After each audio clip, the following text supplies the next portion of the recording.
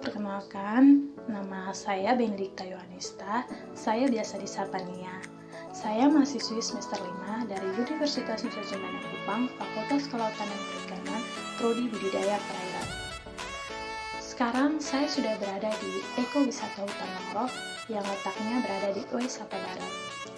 Pada kesempatan ini, saya akan menjelaskan tentang dampak plastik bagi hutan mangrove, lamun, maupun terumbu karang. Untuk lebih jelasnya, teman-teman bisa ikuti terus ya. Mangrove merupakan hutan yang tumbuh di atas rawa-rawa berair payau yang letaknya di garis pantai dan dipengaruhi oleh pasang surut air laut. Mangrove juga merupakan tempat favorit untuk menikmati wisata alam bersama teman dan keluarga. Untuk view-nya, teman-teman bisa lihat sendiri.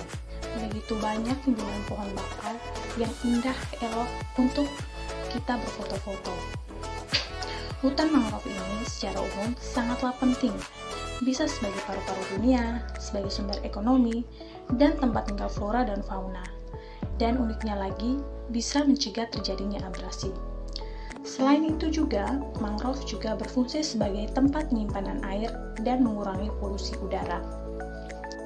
Bisa kita lihat sendiri bahwa begitu banyak sampah-sampah yang berserakan di sekitar hutan mangrove ini.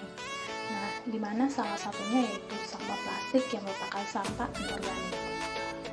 Dampak sampah plastik bagi hutan mangrove yaitu apabila sampah anorganik menumpuk, maka pertumbuhan dan perkembangan mangrove akan terganggu, karena sampah anorganik akan melilit akar napas dari mangrove dan menyumbat lenti sel pada mangrove sehingga menyebabkan proses respirasi pada mangrove terganggu dan akan menyebabkan kematian pada mangrove itu sendiri.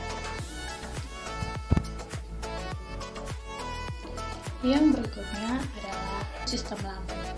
Ekosistem lambung berperan penting bagi kehidupan dan perkembangan makhluk hidup di perairan laut dangkal, antara lain sebagai produsen primer, tempat tumbuh dan mencari makan bagi biota laut, penangkap sedimen, penahan abrasi, dan pendaur zat hara.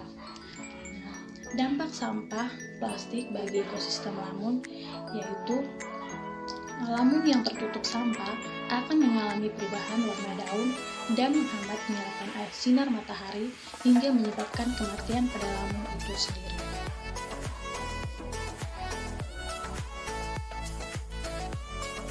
Dan yang berikutnya atau yang terakhir adalah terumbu karang. Terumbu karang adalah tempat berlindung dan berkembang biak bagi setidaknya 25% spesies laut di dunia.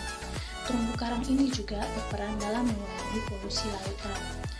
Nah, dampak plastik terumbu karang itu sendiri yaitu sampah plastik yang mengandung mikroplastik akan mempengaruhi laju pertumbuhan dari mikroorganisme patogen yang akan menyebabkan timbulnya penyakit pada terumbu karang.